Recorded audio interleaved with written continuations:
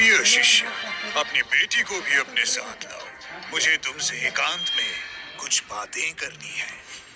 गुरुजी, मेरी बेटी से क्या काम है? मुझे उसमें बहुत संभावनाएं दिखती हैं और मैं उसे भी अपना शिष्य बनाना चाहता हूँ। गुरुजी, आपने हमें इस काबिल समझा, इसके लिए धन्यवाद। बेटी, तुम मेरे पास आओ। जी माँ। लेकिन मैं अपनी कला शांति से सिखाता हूँ। सुनो, मैं गुरुजी के साथ अपनी बेटी को लेकर जा रही हूँ, तुम मेरा इंतजार करना। लेकिन तुम पता नहीं ये आदमी कौन सी चालें चल रहा है, लेकिन अगर इन दोनों को नुकसान हुआ तो उसे भारी कीमत चुकाना होगा। लानत है, मैं बचपन से तुम्हारे टुकड़े पर जी रही हूँ और बचपन से लेकर अब तक यही अपमान झेल रही हूँ। अब तुम मेरे पद को छीन रही हो और अमर राजा को भी अपने पक्ष में कर लिया। इसका अंजाम भुगतना होगा। गुरुजी, आप हमें यहाँ क्यों लाए हैं? क्या आपको कुछ चाहिए? तुम्हारी बेटी में एक अनोखी प्रतिभा है, मुझे उसके कौशल को निखारना है। इधर आओ बच्ची। लेकिन माँ, तुम जा सकती हो, ये अभी तुम्हारे गुरुदेव हैं।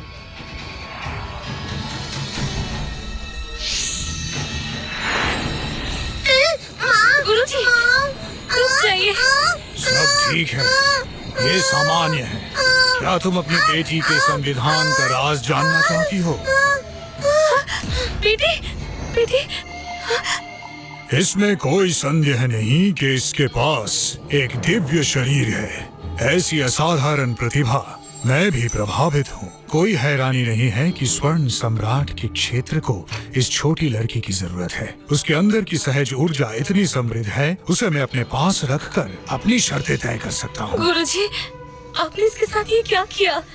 क्या ये संविधान है? मैंने इससे पहले कभी नहीं सुना। चिंता मुक्त अमरों के माननीय राजा के पास महत्वपूर्ण जानकारी लेकर आई हूँ। आगे आओ।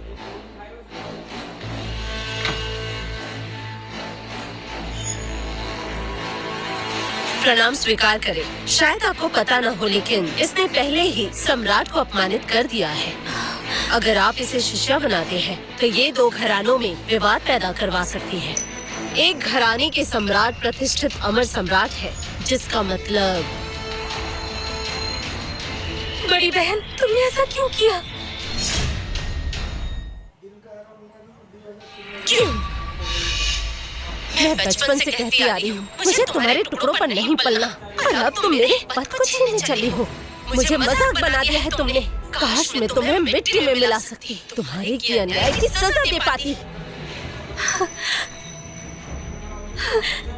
बड़ी बहन, तो उस दिन नदी के किनारे तुमने सच में मेरी आत्मा को अलग करने की कोशिश की। मुझे नहीं पता था कि तुम इतना नीचे गिर जाओगी। हाँ, ये सच है, पर बदकिस्मती से तुम्हारा पति उस वक्त वहाँ गया और तुम्हें बचा लिया और मेरे जाल में फंस गया। तुम बहुत ज्यादा बेशर्म निकली। गुरुजी, इसकी बातों में आप मत आइए। आपका प्रतिष्ठान महान है, सूर्य दरबार हमसे उलझने की हिम्मत नहीं करेगा, है ना? अमर सम्राट के आगे सब चीनी कम पानी है, तो उन पर कोई भी अपवाद मत डालो। एक अमर सम्राट और एक अमर राजा के बीच का अंतर सबको पता है, फिर भी ये कहोगी?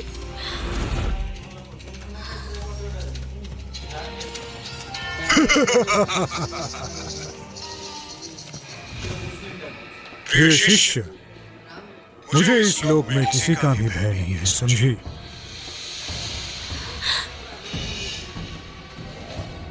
पर तुम्हें अपनी शिष्य के रूप में चुनना ग्रेट संकोट का आदेश था। आदेश। क्या क्या कहा? गुरुजी, आप मजाक कर रहे हैं, है ना? ये कोई मजाक नहीं है। छोटी बहन, अब तुम सच में बुरी फंस गई हो।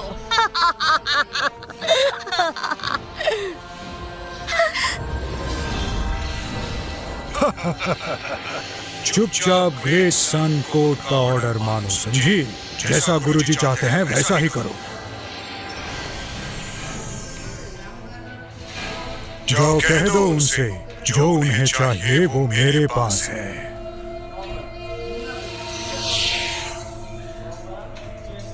अब देखो तुम्हारी पत्नी और वो छोटी बच्ची कैसे खत्म होती है।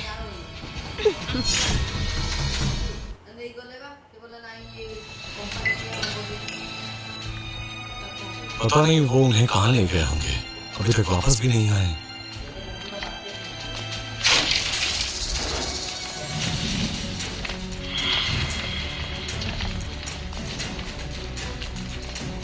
क्या आपके परिवार के लोग हमेशा इतनी बदतमीजी करते हैं? सामान्य रूप से कोई शिष्टाचार नहीं है इनमें।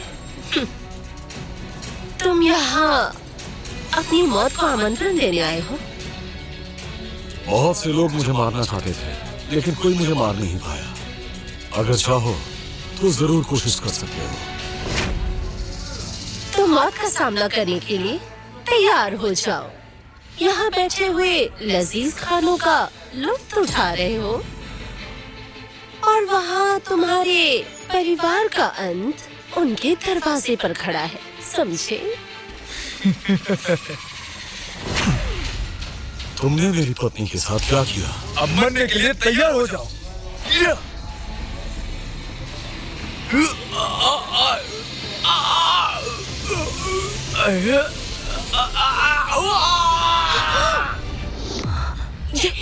ये तुमने कैसे किया? तुम ये कैसे कर सकते हो?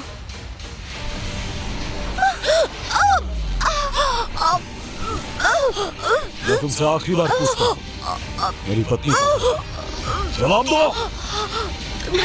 तुम्हारी पत्नी और बच्ची स्वामी के पास है, तुम ही उसे बचा सकते हो।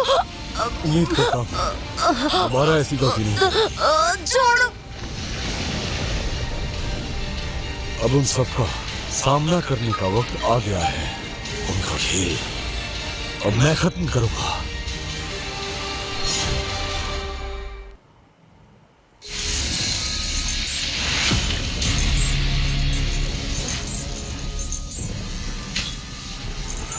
कैसा लग रहा है? हाँ, राजकुमार की मंगेतर के रूप में मनुष्य के साथ संबंध रखे, सम्राट का अनादर किया और हमारे दरबार को बहुत शर्मिंदा किया। ऐसी बेशर्मी जो करता है, मैं उसे सजा देता हूँ कि आज उसे जलाया जाए, उसकी आत्मा को पीड़ित किया जाए और उसकी अस्तित्व मिटा दी जाए। युवराज, मैंने नहीं सोचा था गुरुजी तुम्हारे लिए काम करेंगे। तुमने ये सब कुछ किया, तुम बहुत ही घिनौने हो। तुमने भाग्य का अनादर किया और अब तुम्हें परिणाम भुगतना होगा। युवराज, व्यक्ति को लाया गया है, तो आप फिर मुझे आज्ञा दीजिए। ठीक है। युवराज, तुमसे शादी करने पर मुझे मजबूर किया, मेरी शाही जगह ले ली। अब तुमने मेरी बेटी को अगवा कर लिया। तुम युवराज होने के लायक ही नहीं हो। तुमने मनुष्य के साथ संबंध रखे, हमारे न्यायालय को बदनाम किया। मैं तुम्हारे अस्तित्व को क्यों ना मिटा दूं? अगर तुम्हें मारना ही है तो तुम मुझे क्यों नहीं मारते? तुमने मेरी बेटी को कहाँ रखा है? मैं विनती करती हूँ उसे छोड़ दो। मैं दयालु हूँ, बिल्कुल। मैं तुम्हें सभी पाप अकेले बर्दाश्त नहीं करने दूंगा। उसे ऊपर लाओ।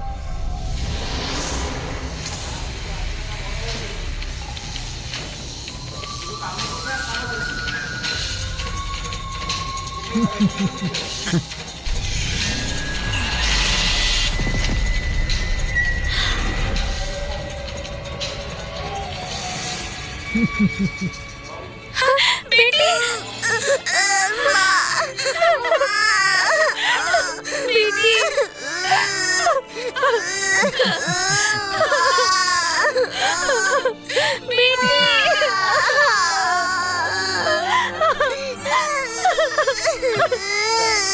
तुमने मार्शल मुखिन बनने की आकांक्षा रखी तो सोचा था कि ये दिन आएगा।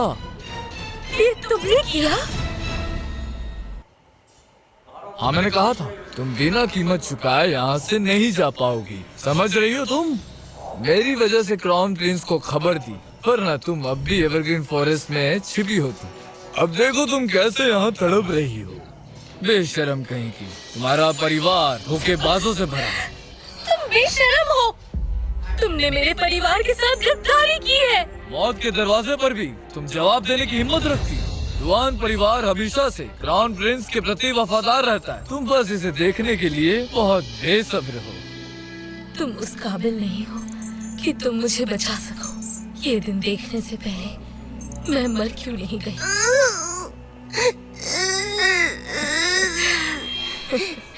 युवराज, तुमने मेरी शक्तियाँ लेने के लिए क्या कुछ नहीं किया तुमने।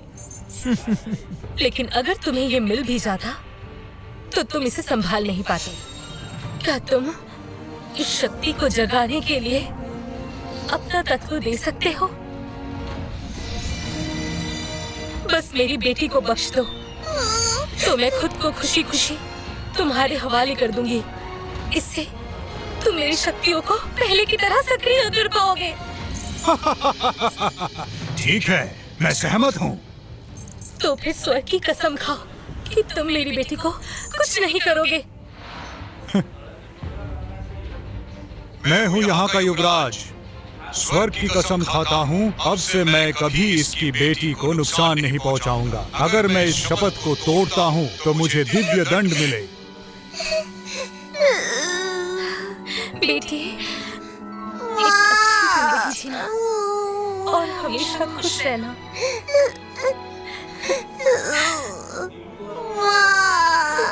मुझे मेरी माँ के पास जाना है, मेरी माँ के पास जाना है।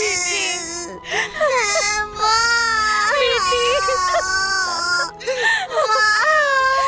क्या तुम अभी भी अपने बच्चे के साथ इतना प्रेम करती हो? तुम्हारे बलिदान के बाद इस बच्चे का दिव्य शरीर तुम्हारे पोषण के लिए बस चारा होगा।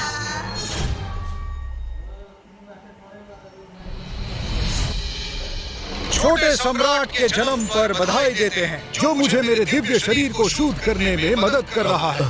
तो ये इस कक्ष से निकला पूर्व मॉडल हथियार के पीछे छोड़ते हुए इसे एक्शन में देखना वर्थ इट होगा। महामहिम, क्या 1000 साल पहले उस राक्षस देवता ने उसे नष्ट कर दिया था? सही बात है। इन वर्षों में पिताजी ने इसे मामूली रूप से ठीक करने के लिए अनगिनत संसाधन खर्च किए हैं। पिताजी के एकांत में जाने से पहले उन्होंने इसको सक्रिय करने का राज आपको दिया। एक सर्वोच्च कृत्रिम वस्तु बनाने के लिए इसकी मदद अनिवार्य है।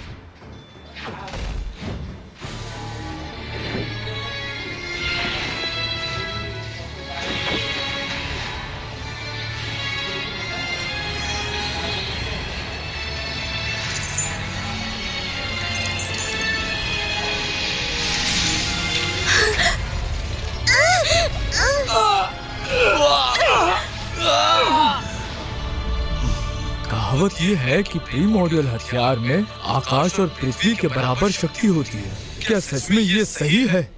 इस सौर पवित्र घंटी से गुरुजी भी आश्चर्यचकित रह गए। ये सच में अद्भुत है। तो सुन रही हो, अब पछताने में बहुत देर हो चुकी है। अपना वादा मत भूलना। मैंने कहा था मैं उसे नहीं मारूंगा, लेकिन ये नहीं कहा था कि दूसरे भी नहीं कर सकते। युवराज, तुम गद्दार हो। युवराज, मुझे इसके विरुद्ध बहुत बड़ा बदला लेना है।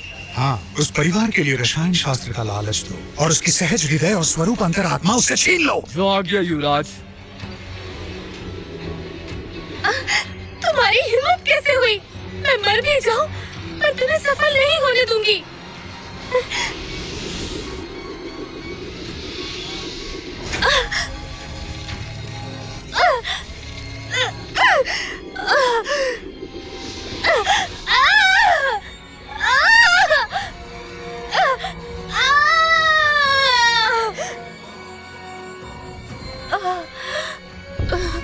ठंडाई के बिना बर्फ भी गर्मी में सूख जाती है।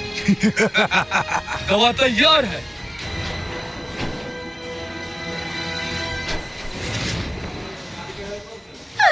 बेटी। अपने कर्मों की सजा तो भुगतनी ही पड़ती है। सही कहा ना? बहुत दर्द हो रहा है ना? रुको अभी दिखाता हूँ।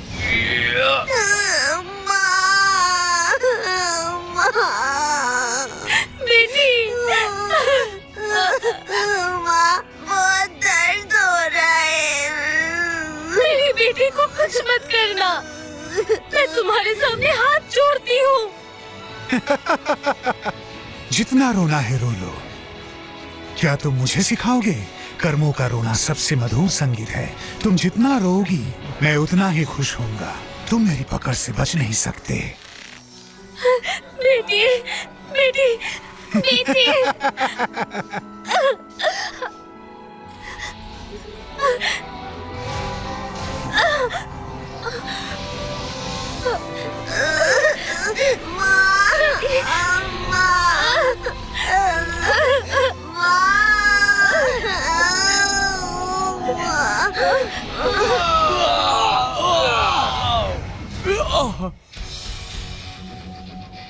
ये क्या हो रहा है?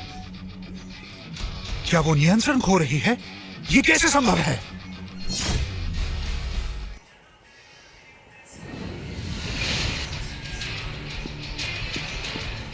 रुको, स्वर्गीय द्वार पर घुसने की हिम्मत कैसे करता है? जवाब दो।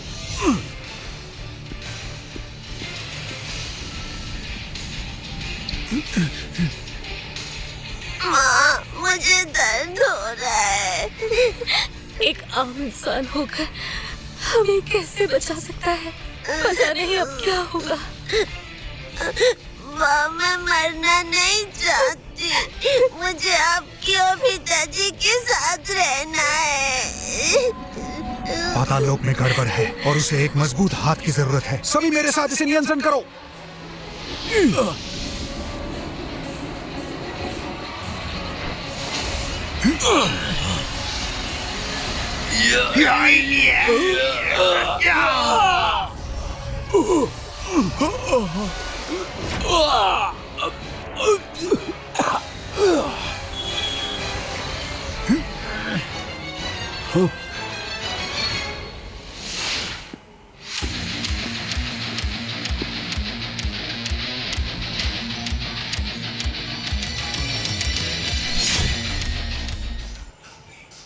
वो उस दिन का छोटा नालायक है, मेरे पोते को मार डाला।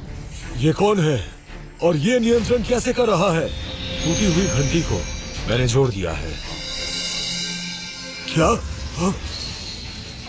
अगर आपको सच में लगता है कि मैंने ये सब जानबूझकर किया है, तो उसका उत्तर भी है।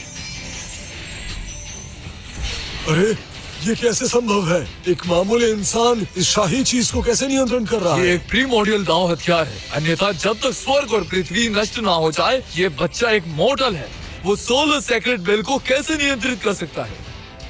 तुमने स्वर्गीय ध्वनि को शांत कर दिया है। ये एक महान उपलब्धि है। क्या वो तुम मुझे दोगे? दरअसल गुस्ताखी मैंने नहीं, बल्कि तुमने दिखाई थी। तुम यहाँ? तुम दोनों ठीक तो हो? पिताजी, मुझे यकीन था आप हमें बचाने आएंगे। तो मेरी शक्ति भी कम हो रही है। देखो, मुझे आने में देर हो गई। क्या कह रहे हो? तुम पागल हो गए हो? तुम्हें यहाँ आना ही नहीं चाहिए था। तुम भी मर जाओगे। ये लोग, इनमें क्षमता नहीं है तुम्हें हाथ भी लगाने की।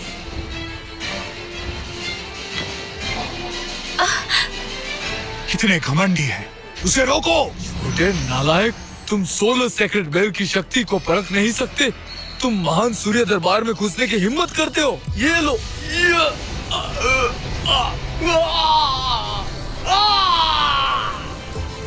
हाँ?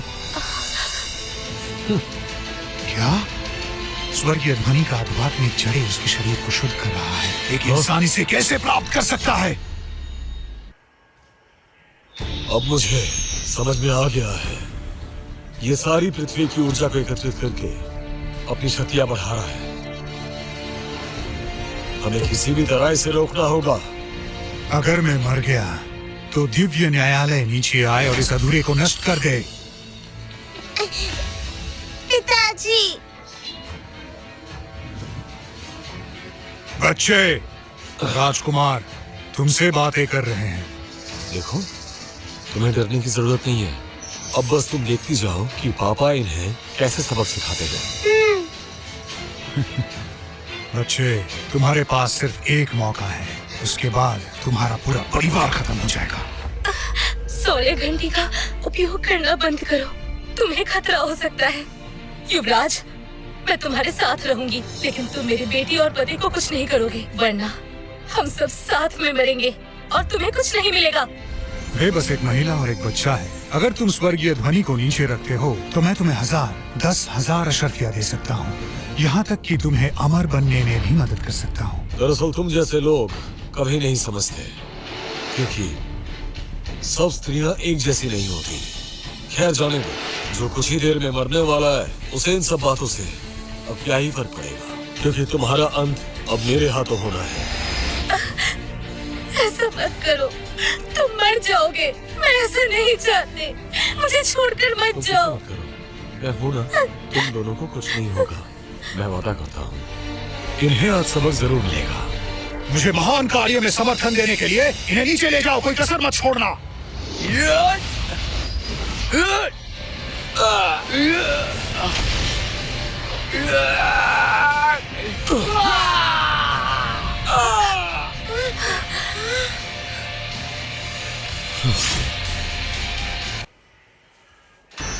वो जानवर फंस गया, उसने अपनी जीवन शक्ति खो दी, वो अभी मरने ही वाला है।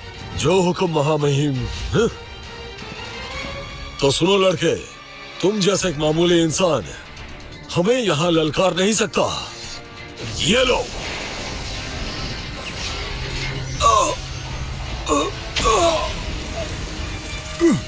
ये क्या किया तुमने? तुम क्या डरे हुए हो? तुम हमेशा शीर्ष पर रहने की आदी हो।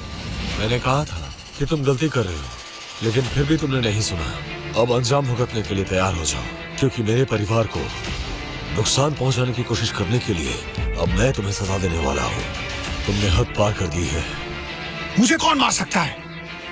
मेरे कला के सामने कुछ भी नहीं हो। या, या, या,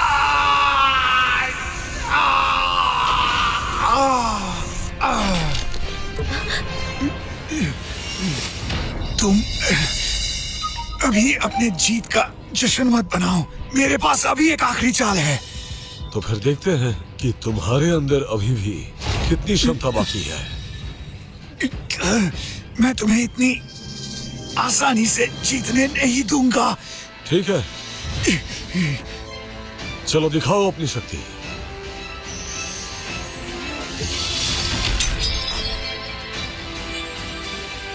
पिताजी!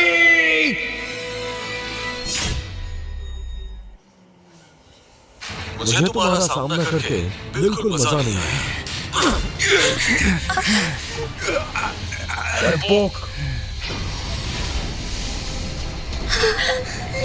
बचने की प्रवृत्ति शुरू हो गई है। इन्होंने तो ये शुरू कर दिया। सही हथियार के बिना अमर सम्राट का मुकाबला नहीं कर सकते। पिताजी, ये आदमी स्वर्गीय न्यायालय में गड़बड़ कर रहा है। सूर्य मोती चुरा ली है इसने। इसने आपको पीछे हटने पर मजबूर किया, जो बड़ा अपराध है। ये नाटक खत्म होना चाहिए। होटल, तुम मुझे देखकर डरते क्यों नहीं हो? क्या तुम्हें डर नहीं लगता? आखिर तुम्हें कौन सी शक्ति है? क्या आपको ऊंचाई से गिरने का डर नहीं है? चलिए नीचे आ जाइए, अपनी उम्र का लिहाज कीजिए।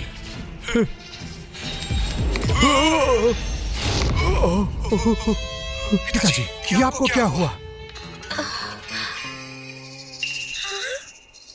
उठिए, उठिए, आपका पूरा शरीर कांप क्यों रहा है? क्या इसीलिए कि आपके शरीर के जख्म अभी तक नहीं भरे हैं? हटो हटो हटो हटो।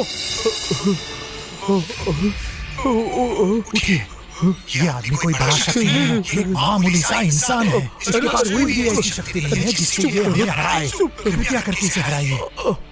मैं उसे अपनी माया में फंसाना चाहता हूँ, उसे टुकड़ों में काटना चाहता हूँ और उसकी आत्मा को मैं जलाना चाहता हूँ, ताकि इसे सच में पछतावा हो।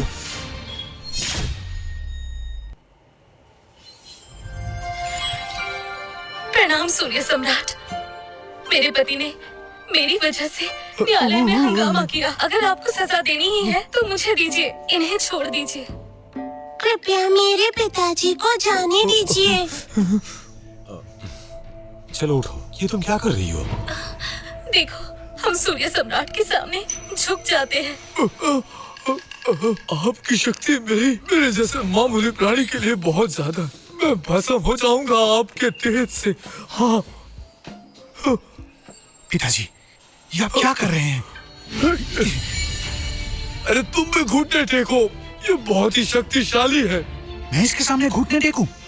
आपका बेटा होकर मैं ये करूं? मैं एक युवराज हूँ और एक मामूली इंसान के सामने घुटने टेकूं? अरे तुम क्या, तुम्हारा बाप भी घुटने टेक रहा है। तुम भले ही युवराज हो, लेकिन सेलेस्टियल रेल्म के सभी शक्तिशालियों को घुटने टेकने पड़ेंगे। तुम अभी भी सीधे सीधे खड़े हो, कहा ना घुटने टेको। क्या? ये तो वैसे एक इंसान है और इसके पास इतनी शक्ति भी है, विश्वास ही नहीं होता। सपने देखने लगे क्या? पिताजी, क्या आपको हजारों साल पहले राक्षसों ने सर पर मारा था? ये आदमी स्वर्गीय क्षेत्र में मेरी बेइज्जती कर रहा है। ये एक मामूली इंसान है। तुम्हारी हिम्मत कैसे हुई ये बकवास करने की? तुमने सेलेस्टियल कोर्ट के लिए इतनी बड़ी मुसीबत खड़ी कर दी है कि तुम अब भी इनकार नहीं करोगे। प्रभु, ये मूर्ख है, इसलिए ऐसी बकवास कर रहा है। अगर इसे पता होता तो ये चुप हो जाता। मैं आपके सामने घुटने टेकता हूँ। तुम मुझे बोलने नहीं दोगे, लेकिन मुझे बोलना ही पड़ेगा। और उसे पकड़ने पर इंसिस्ट नहीं किया होता तो तुम मुझे अब भी दोषी ठहराना नहीं भूलते। ओह, तो वो तुम ही थे। ये बुढ़ा पक्षी जो मेरे पत्नी को गुप्त रूप से नुकसान पहुंचा रहा था। तुम्हारी कौशल ज्यादा नहीं है, लेकिन तुम्हारी हिम्मत जरूरी है। तुम्हें समझ में नहीं आता, अपना मुंह बंद नहीं कर सकते तुम। माँ, ये तो बच्चों जैसी लग रही है। ओह, तो वो तुम ही थे। तुम्हारी कौशल ज्यादा नहीं है और हमारे दरबार को बहुत शर्मिंदा किया। ऐसी बेशर्मी जो करता है कि आज इसे जलाया जाए, उसकी आत्मा को पीड़ित किया जाए, उसकी अस्तित्व मिटा दी जाए। बहुत खूब। लगता है आप दोनों ने जानबूझकर ये षड्यंत्र रचा था, लेकिन आप दोनों का खेल अब खत्म हो चुका है। माफ कीजिए, मुझसे गलती हो गई, हमसे गलती हो गई। मैंने कहा था ना कि तुम दोनों को कुछ नहीं होगा, और देखा पापा ने कैसे इन्हें सबक सिखाया। हाँ पिताजी, आप भुना हुआ मांस पकाएंगे? तो फिर आप अपनी गलती मानते हैं?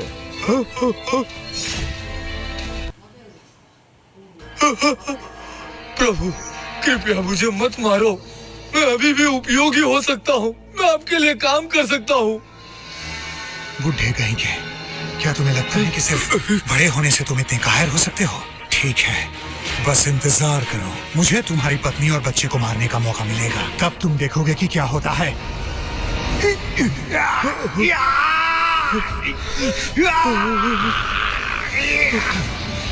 देखा, बुरे कामों का अंजाम से बुराई होता है। अच्छा, तो आप इस बुरे मांस की बात कर रहे थे? मुझे माफ कर दीजिए, मैं नहीं करूँगा प्रभु। जब तुम मेरी पत्नी और बेटी के पीछे पड़े थे, तभी तुम्हें मार देना चाहिए था। दरअसल मैंने बहुत देर कर दी।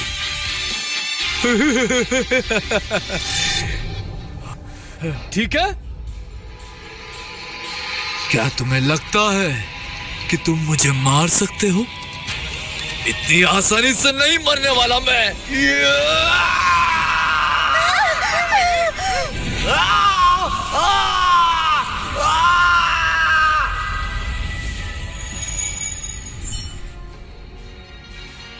दिवंगत सम्राट का तत्व इस रक्तपात के लायक था। उसे अपने कर्मों के अनुसार सजा मिल ही गई। सुनो, मुझे पता नहीं था तुम इतने शक्तिशाली हो। यहाँ तक कि तुमने सूर्य सम्राट को हरा दिया। आखिर तुम हो कौन? देखो, उससे क्या फर्क पड़ता है कि मैं कौन हूँ? तुम दोनों सुरक्षित हो, यही सबसे बड़ी बात है।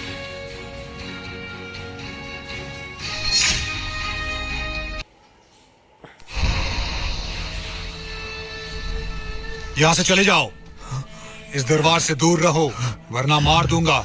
भाई तुम्हें पता है ये एवरग्रीन लॉर्ड हुआ करता था, वहाँ का मुखिया था। क्या तुम्हें नहीं पता है ना?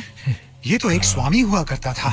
इनके पूर्वजों का काफी नाम था, वो काफी बड़े हस्ती थे, लेकिन इन्होंने सारी गड़बड़ कर दी और यहाँ तक कि इन्होंने महान साधु को भी नाराज कर दिया। अब दिव्य क्षेत्र में कोई भी इसे अपना नहीं कहता। ओह, मैं तो इन्हें जानता हूँ। इन्होंने अपने राज में एक बड़ी मूर्खता की थी, जिसका फल अब ये भुगत रहे हैं। मेरी बेटी सर्वोच्च इम्प्रेस, एक दिन वो तुम सबको मार डालेगी। तुम सबको मार डालेगी। हटो यहाँ से।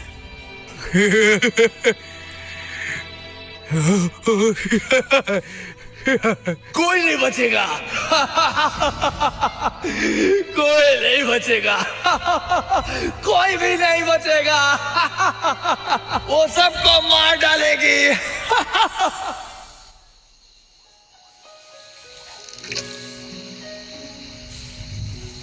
इन लोगों को बिल्कुल भी शिष्टाचार नहीं है, बड़े बदतमीज हैं।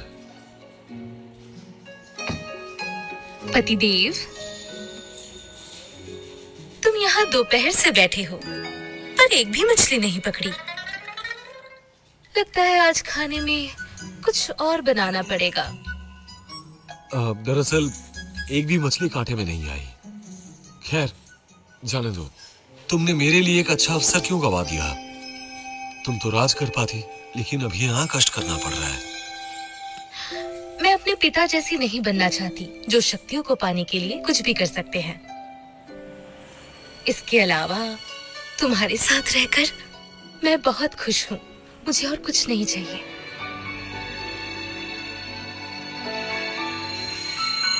है ना महाप्रभु? लेकिन तुम्हें कैसे पता? अगर मुझे अब तक पता नहीं चलता तो मैं बेवकूफ कहलाती। देखो, मैं तुमसे छिपाना नहीं चाहता था, लेकिन... माँ, पिताजी, देखिए मैं आप लोगों के लिए क्या लेकर आई हूँ। है ना ये बढ़िया? तुम फिर से पेड़ पर चढ़ी थी। मैंने तुम्हें मना किया था ना। अब तुम्हारी खैर नहीं।